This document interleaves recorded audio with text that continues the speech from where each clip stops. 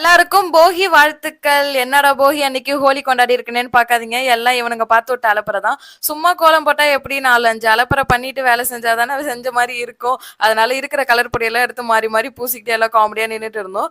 Anyways நாங்க போட்ட கோலம் இதுதான். அண்ட் எங்க பசங்க எல்லாருக்கும் நீங்க கமெண்ட்ஸ்ல பிக் ஹாய் சொல்லிடுங்க. அப்புறம் இந்த போகிக்கு அன்னைக்கு ஒரு முக்கியமான விஷயத்த பத்தி பேசுவோமா? நம்ம போகியில பழைய பொருள், பழைய வேஸ்ட் எல்லாம் எரிப்போம்ல. அதோட சேர்த்து பழைய எண்ணங்கள், பழைய நினைவுகள் எல்லாத்தையும் எரிச்சிட்டு 2026 போகில இருந்து எல்லாம் ஃப்ரெஷ்ஷா ஸ்டார்ட் பண்ணுங்க. நல்லதே நடக்கும். எனக்கும் நல்லதே நடக்கும்னு நான் வேண்டிக்கிறேன். அப்புறம் நம்ம அன்றாட வேலைகள் தான். என்ன பெருசா காலையில டிஃபன், மதியம் லஞ்ச், அப்புறம் வீட்டுக்கு இந்த மாதிரி குட்டி கெஸ்ட் வந்தாங்கன்னா அவங்கள புடிச்சு வச்சு அலப்பறை பண்றது. எக்ஸ்ட்ரா இன்னைக்கு என்ன பண்ணேன்னா வெண்ணெய் எடுத்தேன்.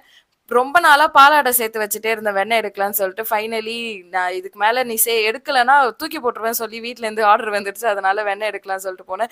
நல்லாவே பட்டர் வந்துச்சு. நான் இனிமே வந்து பெரிய வெண்ணெய் ஆயிட்டேன் நானு. கால் மீ அஸ் வெண்ணெய். எனிவேஸ் நெக்ஸ்ட் வீடியோல பார்க்கலாம் गाइस.